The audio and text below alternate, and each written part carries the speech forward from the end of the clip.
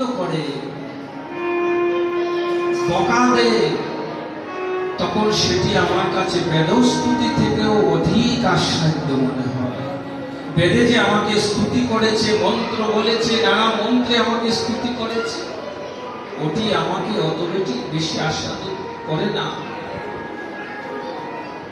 যেটি রাধারানীর মতো ভক্ত যদি আমাকে বকাও দেয়, ভক্তের সেই বকাও আমার কাছে আস্বাদ্য হয়। এটি হচ্ছে প্রেমের পরাকাষ্ঠা।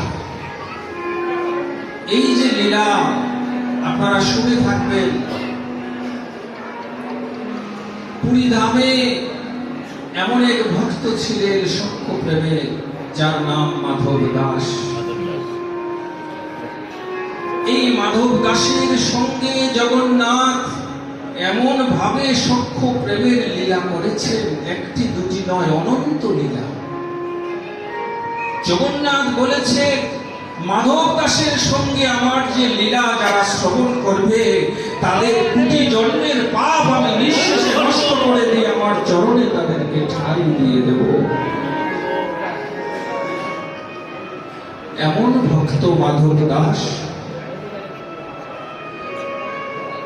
আজও ওই ভক্তের নিদর্শন